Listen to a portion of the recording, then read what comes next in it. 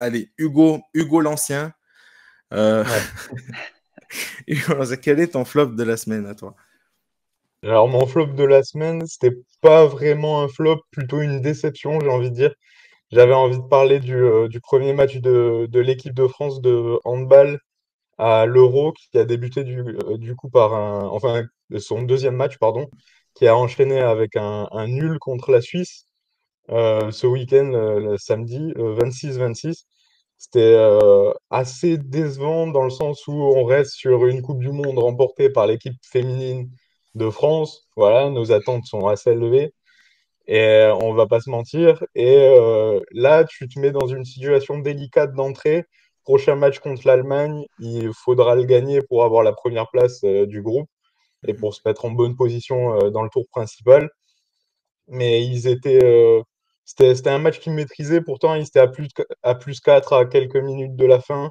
Ils se sont effondrés en fin de match contre une équipe de Suisse qui avait galéré contre l'Allemagne. Ils avaient marqué que 14 buts. Ben justement. Donc Dans là, la ils en mi-temps. ont mis le double contre la France. Donc voilà. Donc c'est petit, enfin, petite alerte et va pas falloir faire n'importe quoi, même si bon, je reste assez confiant par rapport à cette équipe de France. Mais voilà, comme je disais, ça va être difficile de faire aussi bien que les féminines. Et voilà. Et à noter aussi que du coup, prochain match contre l'Allemagne, en Allemagne, du coup, vu que l'Euro se Le passe public. là-bas. Donc, il y aura le public contre aussi. Donc ça sera assez compliqué. Et justement, donc en plus, année olympique, on s'attendait peut-être à mieux justement de cette équipe française. C'est vrai, ouais, je comprends voilà, de les avoir placés là dans le flop. Euh, il y a aussi le fait, ben, tu parlais de, voilà, de se mettre en bonne position, donc essayer de prendre la première place. Il y a aussi une possibilité d'élimination, même si, bon, c'est pas encore le cas. Mais enfin voilà, tu sais que tu te mets dans une posture, si en cas de défaite contre l'Allemagne et puis un gros score de la Suisse contre la Macédoine, bah, c'est vrai que tu te fais éliminer. Bon, bref, on n'en est pas encore là, mais on disait qu'on n'était pas encore là non plus avec le basket à la dernière Coupe du Monde, et en fait, finalement, bah, c'est ce qui s'est passé. Donc, attention, tu as bien raison, Hugo, attention. Ben, et justement, l'autre Hugo, ça va être ça toute l'émission. L'autre Hugo, c'est quoi ton flop à toi de la semaine? Bah, mon flop, c'est la rechute de l'Olympique lyonnais en championnat après 3 victoires avant la trêve qui avait, on va dire, fait respirer un peu tout le monde, à Lyon en tout cas. Et là, voilà, ils rechutent, ils perdent 3-1 à Brest, malgré un but de Wow. Lacazette. Bon, Lacazette, je le précise, puisque lui, pareil, il était sur une bonne série. Mhm. Mais là, voilà, c'est la défaite. Finalement, ça va relancer un peu tous les débats sur Pierre Sage, simple intérimaire ou pas. Et en tout cas, ça arrive, voilà, ça arrive au mauvais moment, alors qu'on a la sensation qu'ils ont quand même cherché à faire bouger les choses pendant le mercato. À voir ce que ça va donner, mais la saison risque d'être longue. Encore, et c'est ça. Et c'était contre, juste, bah, voilà, c'était pas pour pas te couper, mais du coup, c'était contre Le Havre, la défaite Ah 3-1. oui, excuse-moi, j'ai. Pas de problème, pas de problème. Euh, ouais, 3-1 contre Le Havre, exact. Et puis, ok, bah ouais, non, justement, en plus, on parlait un peu en off, entre guillemets, justement, c'était pas un bon week-end pour les deux Olympiques, parce que bah, Marseille aussi un peu, voilà, un petit mauvais pas contre Strasbourg. Ça peut arriver, mais voilà, ils étaient quand même sur une belle lancée. Ok. Bah, mon flop à moi, c'est pareil, c'est pas un immense flop, c'est pas un... Voilà, c'est plus pareil, une petite déception, un mini flop, on va dire. C'est le NBA Game à Paris, justement, donc qui a eu lieu, donc c'était jeudi, si je ne me trompe pas. Jeudi à l'Accor Hotel Arena. Donc victoire des Cavs, donc de Cleveland, 111-102. Bref, pas énormément de suspense, pas énormément d'ambiance non plus. Il est là, mon flop, en fait, c'est ça, c'est dans ce sens-là. Pas énormément d'ambiance, c'était pas dingue. Et en fait, bah, c'était en tout cas le ressenti derrière sa télé. Et puis bah, derrière sa télé, c'est ce qu'ont ressenti malheureusement beaucoup de fans de basket parce que bah, voilà, le prix exorbitant des places, c'est le cas depuis 2020, donc depuis que la NBA fait ses matchs à Paris, c'est le cas depuis 2020. Les prix sont hors de prix, en fait, c'est inaccessible, sincèrement, pour la plupart. Voilà, presque 600 € pour une place horrible où, voilà, où on touche presque l'aération de l'Accor Hotel Arena. Bon, non, non, on n'a pas envie de ça. Et puis, ben voilà, justement, pour parler de ça, de la, comment dire, de cette ambiance, ben c'est vrai que c'est dommage, en fait. Cette stratégie de la NBA, cette stratégie de la NBA, voilà, d'inviter enfin, voilà, plein d'influenceurs, des joueurs de foot, bref, des gens qui ont beaucoup de moyens et, enfin, qui ont en tout cas les moyens de prendre leur place. Et en fait, voilà, alors que les vrais fans, eux, restent éveillés jusqu'à je sais pas quelle heure du matin parfois, voilà, pour voir justement leur équipe, même voilà, justement Cleveland, parce qu'il y a une grosse communauté de Cleveland en France. Voilà, ces gens-là sont laissés de côté. Et voilà, ils doivent eux payer entre guillemets. Et voilà, c'est vrai que c'est assez dommage. Et puis ça s'est quand même pas mal ressenti sur cette ambiance du match, voilà, qui avait une ambiance un peu de match ouais, presque de gala, voilà, très, très business, comme ça. C'est la NBA, c'est une entreprise. D'un côté, on les comprend, de notre côté, voilà, c'est dommage. Moi, j'ai trouvé ça dommage devant ma télé, j'ai trouvé ça dommage. Donc voilà pour mon flop de la semaine à moi. Et sans plus de transition, on va passer Et au top. Ah, vas-y, oui, bien sûr. Hugo. si je peux me permettre, justement, et pourtant, j'ai cru entendre que dans les tuyaux, il y avait la possibilité d'organiser peut-être 2 matchs l'année prochaine. Alors, ça serait peut-être avec l'équipe de Wembanyama, donc peut-être que ça apporterait un petit peu plus on va dire, d'enchantement autour de l'événement, mais voilà, pour rebondir sur ce que tu disais, la formule a l'air d'être sur le point d'augmenter. Encore une fois, c'est pas que l'événement ne marche pas parce que les salles sont remplies. Enfin, l'Accor Hotel Arena, donc c'est environ 15 000 places, un truc comme ça. C'est rempli. Voilà, l'arène est remplie. Mais et voilà, et c'est vrai que tu le mentionnais, tu as très bien fait. Ça a été annoncé par Adam Silver. Ouais, il y a ce projet de faire donc 2 matchs avec les mêmes équipes, mais voilà, comme un match, un genre de voilà d'aller-retour. Pourquoi pas, encore une fois, pourquoi pas. C'est ça, en vrai, ça peut être intéressant. C'est toujours bien. Moi, c'est étrange parce que c'est étrange ma position là-dessus parce que la semaine dernière, je l'ai mis dans presque mon top de la semaine, le NBA Game à Paris, parce que c'est un événement unique. Enfin, c'est la seule fois où la NBA se déplace en Europe. Voilà, c'est la seule fois de l'année où il se déplace voilà, dans le vieux continent. Et en fait, bref, une fois que tu es devant, voilà, moi je me suis dit, c'est dommage. En fait, je peux que me dire ça, que me dire c'est dommage. Mais bon, bref, en espérant que ça évolue peut-être un peu. La stratégie ne va sans doute pas évoluer, mais voilà, bref. Ok, passons au top de la semaine, du coup. Qui veut commencer? Je sais pas lequel. Le même Hugo que là, tout à l'heure. Hugo, vas-y, commence. Ouais. C'est quoi ton top de la semaine à toi? Alors, mon top de la semaine, j'avais envie de parler du retour de Kevin De Bruyne, qui a été assez exceptionnel face à Newcastle. C'est l'occasion aussi de parler de ce match qui était un régal à suivre et voilà, ce qu'on adore dans les matchs de Première Ligue. Il y a zéro calcul, ça défend pas toujours parfaitement, mais il y a du spectacle, il y a du show dans tous les sens. Et on a eu Des le beaux droit à buts. un but exceptionnel de Bernardo Silva. Du coup, le retour à la compétition de Kevin De Bruyne, qui a eu 20 minutes de jeu un petit peu plus dans les jambes. Il avait plus joué depuis le mois d'août, depuis le premier match de la saison en Première Ligue, où il s'était blessé au bout d'une vingtaine de minutes de jeu aussi. Donc voilà, c'était grosse interrogation, parce que c'est un joueur voilà, qui est plus tout jeune non plus, même si bon, il a encore du temps. Mais voilà, il y avait une vraie interrogation de savoir s'il pouvait revenir à son meilleur niveau.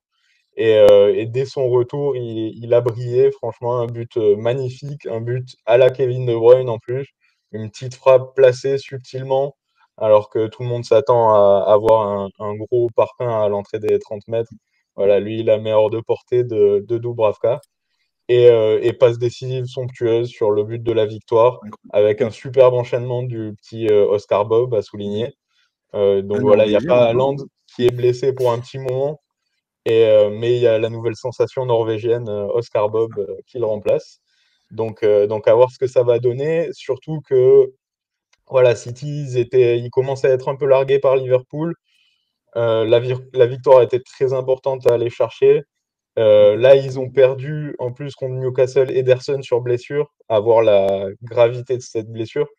Mais donc voilà, ils sont pas dans une situation facile. Donc avec un retour de Kevin De Bruyne au sommet de son art, ça devrait leur permettre de respirer et d'empocher de précieux points pour les prochains matchs. C'est vrai. Comme tu as précisé, c'est vrai que Kevin De Bruyne, il a que 32 ans, mais c'est vrai qu'il a en ce moment-là, ces derniers temps, il est très enclin aux blessures. Et moi, il faisait partie enfin, ouais, il faisait partie évidemment de mes tops aussi, mais parce que c'est vrai qu'il était revenu déjà pour le match de coupe contre Huddersfield, Ouais. et il avait aussi claqué une passe décisive direct pour enfin, voilà, pour son retour, son retour de blessure. Et là, bref, en 20 minutes, but magnifique, passe. Enfin, bref, c'est incroyable. Kevin De Bruyne.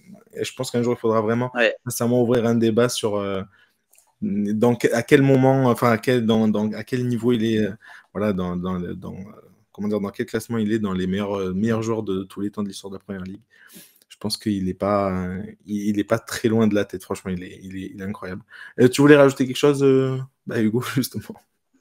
Je voulais simplement, je m'apprêtais effectivement à rappeler que De Bruyne, dès le match de coupe, il s'était montré décisif, donc vraiment incroyable ce joueur.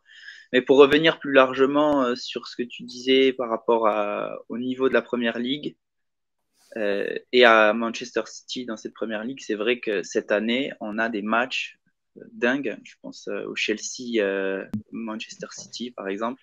Et justement, c'est beau parce que c'est des gros matchs prolifiques. Et en même temps, ça montre une certaine peut-être faiblesse cette année de City par rapport à l'année dernière, hein, qui a l'air un peu moins solide défensivement face aux grosses équipes, mais qui a toujours une armada offensive qui finalement lui permet de remporter les matchs, même en prenant 2-3 ou d'accrocher le nul. Donc, très dangereux pour la fin de saison s'il règle un petit peu la défense, qui risque de finir en boulet de canon comme l'an passé, quoi. C'est ça. City, après, il y a eu aussi pas mal de blessures parce que Stone, c'est souvent. Là, il a été beaucoup blessé. Ah, Kanji, je crois que là aussi, pareil, il est blessé. Bref, ils ont toujours un peu des soucis comme ça, mais c'est vrai que vu ce qu'ils arrivent à faire, même avec pas mal d'absents et tout, ça fait peur enfin, ça fait peur. Bref, c'est une très très grande équipe, Manchester City, il n'y a rien à faire. Et il me semble que l'an passé, ils étaient déjà à 5 points de retard, ou quelque chose comme ça, à peu près à la mi-saison, ou peut-être même 8 à cette période. Et puis finalement, ils ont fini très fort. C'est ça, rien à faire. Là, avec De Bruyne qui revient, c'est solide. C'est ça. Et toujours pas Haaland. Haaland est prévu pour pour février, non? Je crois que c'est quelque chose comme ça. Sa durée d'absence a été prolongée, il me semble. Donc je sais plus pour combien de temps il en a exactement, mais je crois que c'est un peu plus, ça sera un peu plus tard que février normalement. Ah, ok, très bien. En tout cas, voilà. Lui aussi il reviendra pile pour les grosses échéances, ça va être quelque chose. Ok, du coup. Il y a Alvarez aussi. Forcément. Quand tu as une doublure comme ça, c'est clair. Ok, du coup, ton top à toi, Hugo, enfin, l'autre Hugo, du coup, c'est quoi ton top à toi? Alors, mon top à moi, c'était Sébastien Loeb au Dakar, qui se bat, à chaque étape, malgré les quelques soucis techniques qu'il a pu avoir en début de rallye notamment. Qui a fait un choix aussi un peu étonnant à la veille de l'épreuve sur 48 heures. Là, il avait volontairement perdu un peu du temps pour éviter de se retrouver à ouvrir la route, en fait, ce qui est assez dangereux sur ce type d'étape. Et voilà, et qui depuis, qui a fait une grosse épreuve de 48 heures, et puis qui depuis refait son retard, puisque je crois qu'il est monté jusqu'à quasiment 43 minutes de retard sur la tête de la course, qui est occupé par l'Espagnol Sainz en ce moment. Sainz. Mais voilà, il a encore grappillé du temps ce week-end et bon, malheureusement, il en a perdu un petit peu aujourd'hui. 5 minutes, il a eu pareil, il a eu une crevaison et après il a fait une erreur de navigation qui l'a contraint à repasser par un point obligatoire. Mais voilà, il est deuxième à l'heure actuelle, il est à 23 minutes. Et il n'a pas dit son dernier mot, il reste encore 4 étapes. Donc j'attends de voir là, cette semaine s'il va être encore capable de gagner du temps. Ok. Bah, très bien. Tu Et voulais... puis, ah oui, bah, je pense que c'est ce que D'ailleurs, tu allais me c'est ça, demander. j'allais te lancer, c'est ça, j'allais te relancer parce que tu nous as parlé en off que tu voulais nous parler un peu de MMA, etc. Donc, bah, je te laisse faire, vas-y. Bah, je voulais aussi faire un petit point voilà, sur les combattants français de MMA qui continuent de faire rayonner un peu les sports de combat tricolores, là, puisqu'il y a eu l'annonce récemment de Benoît Saint-Denis qui affrontera Dustin Poirier en mars. C'est pas rien, puisque on parle quand même du numéro 3 de la catégorie, de quelqu'un qui a combattu 3 fois la légende McGregor pour 2 victoires. Et qui est un très gros de la catégorie. En cas de victoire, Saint-Denis pourrait peut-être même envisager d'aller au titre, donc à l'UFC. Voilà, donc ça sera en mars. Et puis il y a aussi un très gros combat là qui a annoncé franco-français entre Cédric Doumbé, qui est quand même plusieurs fois champion du monde de kickboxing et qui là a fait une reconversion il y a quelques mois. Ça fait un moment qu'il la prépare en MMA et qui est en train de devenir un gros morceau et qui va affronter un autre jeune très fort, Baki, qui combat lui à l'ARES. Et voilà, ils vont pareil se combattre la même semaine que Saint-Denis et Dustin Poirier. Donc des gros combats déjà en perspective pour cette année. Et en attendant la suite. Ouais, pour un sport du coup qui continue de grandir en France. C'est clair. Ok. Bah, mon top à moi, bah, comment ne pas parler, c'est pas ça, mais voilà, évidemment, on est en pleine Cannes depuis le 13 janvier, donc ça a commencé samedi dernier, et justement, ça a commencé samedi dernier avec une victoire de la Côte d'Ivoire, donc le pays hôte de cette édition, face à la Guinée-Bissau, donc 2-0. Et dans ce match, donc, celui qui a brillé, c'est Seko Fofana, un certain Seko Fofana. Et on en a un peu parlé, vous étiez pas forcément, je crois que vous étiez pas là quand on a un peu parlé. Mais voilà, c'est vrai que il y en a vu pas mal de rumeurs autour de Seko Fofana, entre guillemets, au niveau du mercato. Donc, Al Nasser qui voulait, soi-disant, se débarrasser, entre guillemets, de l'ancien joueur de Lens pour libérer donc, une place d'extra-communautaire pour pouvoir signer donc, le gardien David Ospina. Et bref, donc voilà, il a marqué un magnifique but donc lors de cette victoire, lors de ce match, et voilà, et ça me fait penser voilà, aux joueurs qu'on a perdu donc en Ligue 1, aux fabuleux joueurs qu'on a perdu malheureusement en Ligue 1, et je pense encore une fois, je sais pas si les rumeurs, si les rumeurs vont continuer ou quoi, ou si c'est réellement vrai, si cette info qui était sortie est réellement vraie, que Al Nasser comptait s'en séparer pour vraiment faire signer David Ospina. Si c'est la vérité, ben, vraiment, il mérite mieux. Je pense sincèrement qu'il mérite mieux. Donc voilà. Bref, j'aimerais le revoir en Ligue 1 et en Ligue 1 ou en Europe, en fait, tout simplement, parce que c'est vrai que on suit quand même moins le championnat saoudien. Et voilà. Et c'est vrai que c'est un grand joueur, et on a envie de voir jouer des grands joueurs. Donc,